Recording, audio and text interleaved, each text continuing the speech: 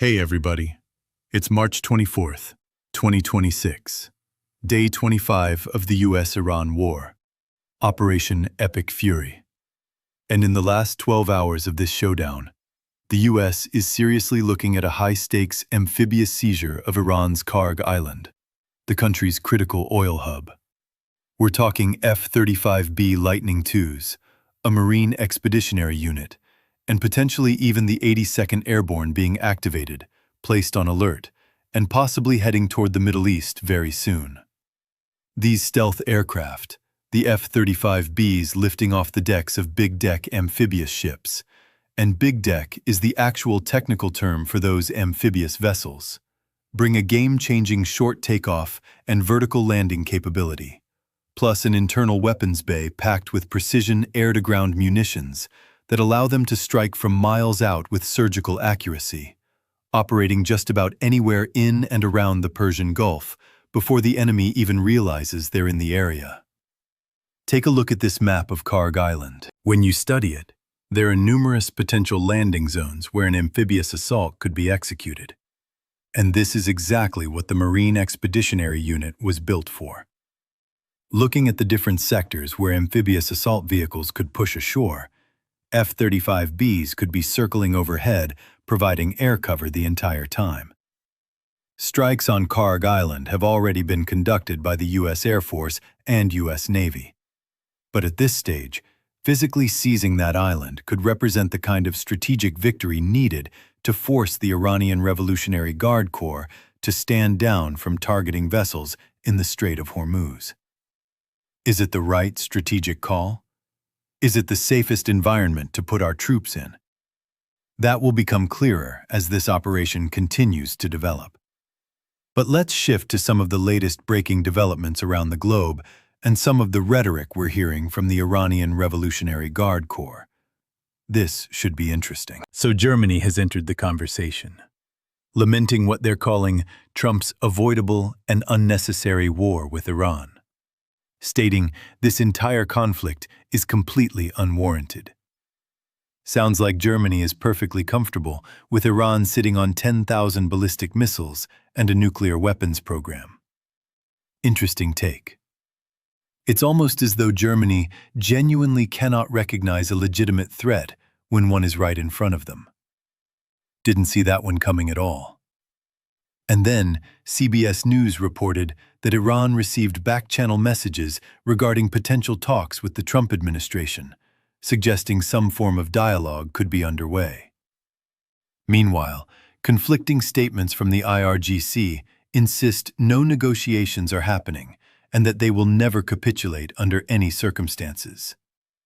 To me, that kind of contradiction signals a significant breakdown in the command and control structure on the Iranian side, and raises real questions about who is actually calling the shots right now. And a lot of you have been asking about Joe Kent's resignation letter. Joe Kent had a remarkable career, an exceptionally accomplished special operator with 11 combat deployments to his name. He resigned and essentially laid the blame for this entire conflict at Israel's feet on his way out, which is frankly pretty surprising given there's documented history of him expressing strong support for Israel and describing them as one of America's most valuable allies just a few years back. Now he's essentially attributing this whole war to Israeli pressure and suggesting the president lacks independent judgment. One line in particular stood out to me as genuinely odd.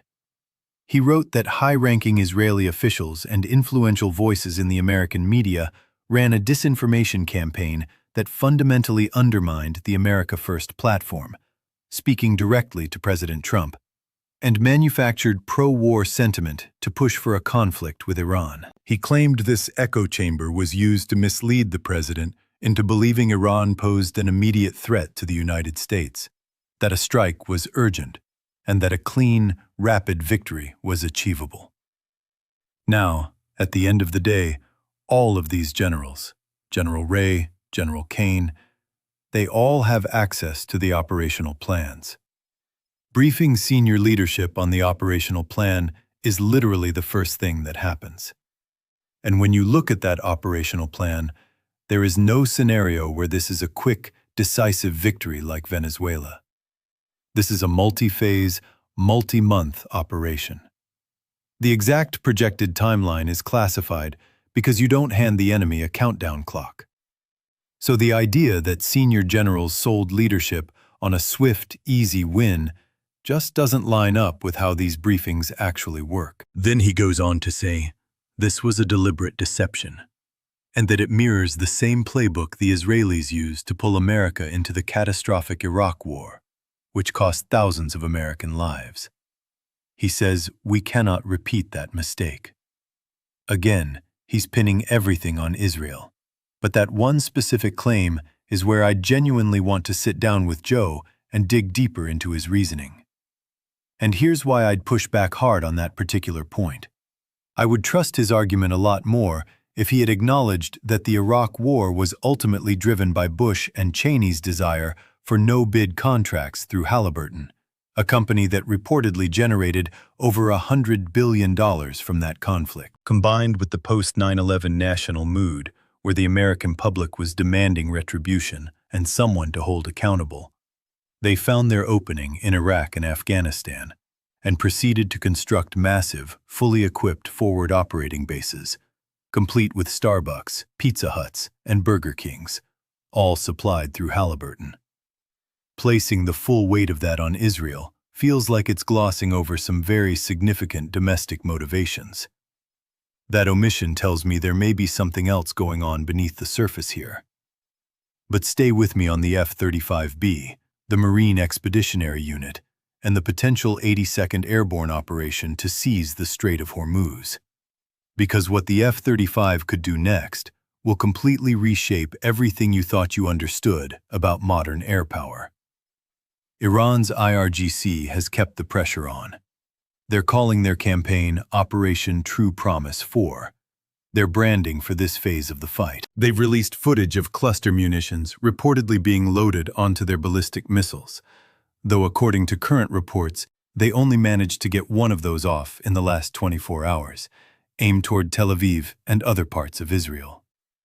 They're claiming this represents their 77th wave of missile and drone attacks into Israel, targeting Tel Aviv and communities in Israel's southern regions.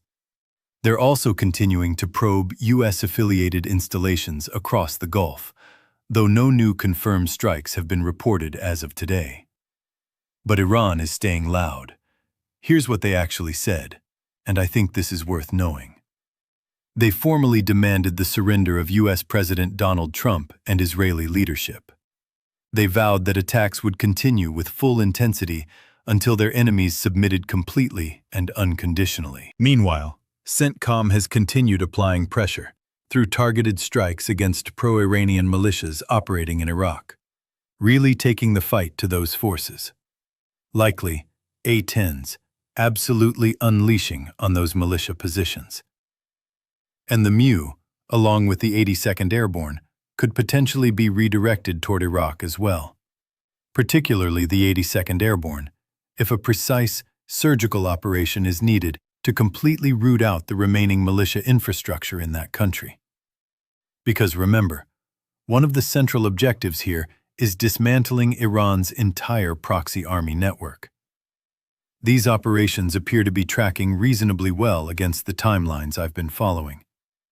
The overarching goals: fully degrade Iran's military capacity, seize and control the Strait of Hormuz, potentially capture Kharg Island, and sever the command structure of every proxy group in the region. It's like this 8-headed creature in its final death throes, still launching drones and ballistic missiles at civilian neighborhoods.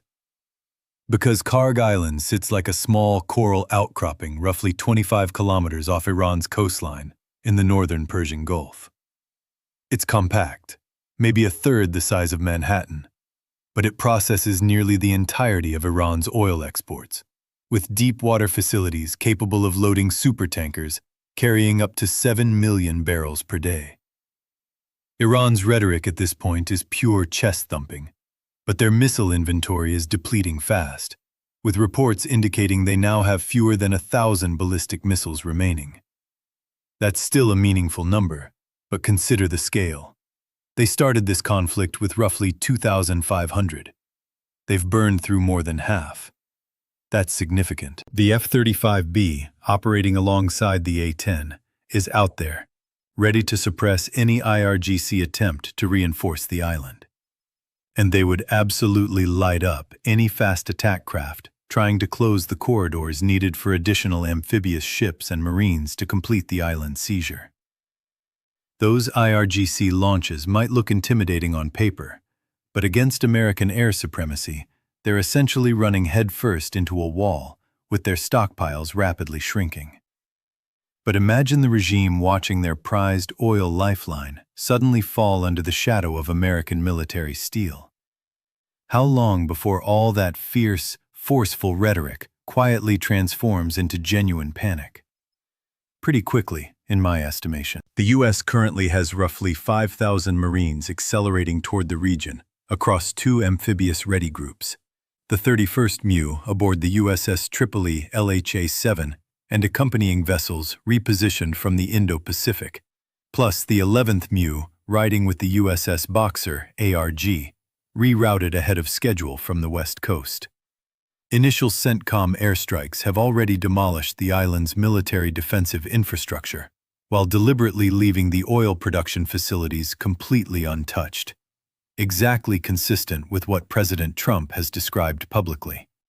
The 82nd Airborne's Immediate Response Force has 3,000 paratroopers currently on heightened alert, with flight tracking data suggesting potential movement toward the Middle East, positioned to reinforce Marines if the situation on the ground demands it. Keeping the oil infrastructure intact ensures the U.S. doesn't further destabilize energy markets and avoids driving oil prices through the roof, while simultaneously denying Iran its primary financial lifeline.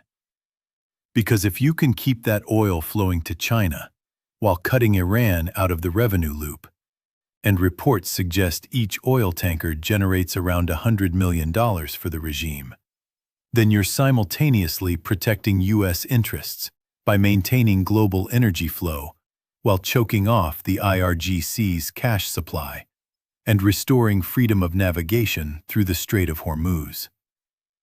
The F-35B, teamed with A-10s, combined with existing U.S. assets already in theater, like F-15s and F-16s, become the silent guardians that make the entire operation viable, by owning the airspace over that small but strategically priceless island. With Iran's threats increasingly exposed as hollow, though, to be fair, they have successfully disrupted parts of the strait to U.S. oil tankers, so they're not irrelevant. Never underestimate the enemy. Just wait until you see how these Marines could fundamentally rewrite the playbook on limited, decisive military operations. Let's move into the 4D chess strategic analysis portion. President Trump pausing energy infrastructure strikes while sustaining maximum pressure everywhere else. To me, that reads as classic smart power. Keep the Strait of Hormuz conversation alive through back-channel diplomacy. Degrade Iran's military capability without cratering the global economy. And position America's best assets for the decisive endgame. Kharg Island is the ideal pressure point. Seize the port, seize the airfield, hold the oil terminals intact, and suddenly Iran has lost its primary export lifeline without the U.S. needing to physically destroy any of it. And then you could potentially transfer control to the free people of Iran, should a transition occur and a full popular revolution materializes, which still appears to remain a genuine possibility. The F-35B in this scenario functions like the quarterback, conducting stealthy patrol circuits over Persian Gulf approach corridors and air lanes, so that any Iranian countermove gets identified and neutralized before it develops. Say Iran tries to push reinforcements toward Kharg via fast attack craft or unmanned underwater vehicles. You've got advanced surveillance drones orbiting overhead, spotting all of those assets, and feeding that intelligence directly to the F-35B, which is sharing its own sensor data back through the connectivity architecture that is genuinely the core strength of that platform. And don't overlook the 82nd Airborne. They're the ones nobody's supposed to be worried about. They're on full alert, and they hand CENTCOM commanders a critical option to reinforce the Marines the moment they hit the beach, keeping the overall footprint lean and the operational timeline compressed.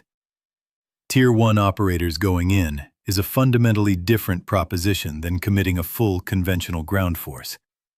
A full ground force presence, let's be honest, terrible idea. Let's not go down that road again. No Army privates deployed by the thousands. Instead, focus these elite Tier 1 units where they matter most, securing only the genuinely strategic nodes like this oil hub, controlling the flow of energy, and potentially areas anchoring the Strait of Hormuz. But at this stage, this MEU paired with the F-35 is so fully prepared, it's practically daring the IRGC to make a reckless move, just to give them the opportunity to finish it. This entire strategy screams resolve to me. Protecting allies by bringing coalition partners in to help secure and safeguard the shipping lanes. And hopefully within the coming weeks or months, ending this conflict entirely on American terms. Picture this. The 31st and 11th MEUs, approximately 5,000 Marines combined, execute a precision amphibious assault on Kharg Island under the continuous watch of roughly a dozen F-35Bs holding orbit overhead. These aircraft deliver uninterrupted close air support, using their sensor suites to identify IRGC defenders the instant they make any movement at all. MV-22 Ospreys simultaneously rush Marines ashore to seize the airfield and port infrastructure, while amphibious assault craft deliver multiple high-level Marine reconnaissance teams directly onto the beach. Once the initial lodgment is firmly established, elements of the 82nd Airborne could then airlift or air assault in to hold critical terrain and expand the perimeter of control. All while the F-35B maintains overlapping sensor and weapons coverage, ensuring no Iranian reinforcement convoys, incoming missiles, or drone swarms can reach any of the forces that have secured those beachheads. The operation stays deliberately limited in scope. Take the island. Deny its use to the regime. Keep the oil infrastructure operational and ready for responsible post-conflict transition to a free Iranian people if that moment arrives. Force the Strait of Hormuz back open without triggering a broader regional war. And if those Marines backed by the 82nd Airborne hit that beach with the F-35B overhead, that island effectively changes hands in very short order. At that point, the regime faces a binary choice. Fully submit with the knowledge that their energy revenue and financial lifeline has been severed, or double down, keep escalating, and burn through every last ballistic missile in their inventory, which remains a real option we have to account for. And we absolutely have to protect those Marines if they go in and take that beach. That means robust counter-drone systems from companies like Epirus, with high-powered microwave technology capable of neutralizing any drone threats targeting those Marines on the ground. Would Iran fire ballistic missiles at their own island? Almost certainly not. But at this stage, again, this is a regime in its last stand acting like a cornered animal that hasn't had a meal in days. Completely unpredictable. So overhead protection for those Marines is non-negotiable. There you have it, everybody. Iran continuing to launch desperate waves of missiles and drones toward Israel and U.S. bases, with only a handful getting through in the last 24 hours, potentially representing the death throes of a regime whose rhetoric has been dialed up to maximum volume. The U.S. hopefully continuing to hold the initiative through smart, calibrated pressure, unmatched air power from the F-35B and A-10s, Cobra attack helicopters now integrated with Marine operations, and airborne forces potentially poised to seize Kharg Island alongside Marine recon, all while protecting U.S. interests, defending allies, and keeping global shipping lanes open without letting this spiral into a generational quagmire. That is the ultimate objective here. What do you guys think? Where does this go over the next few weeks? Let me know in the comments below. This is David Unfiltered, signing off.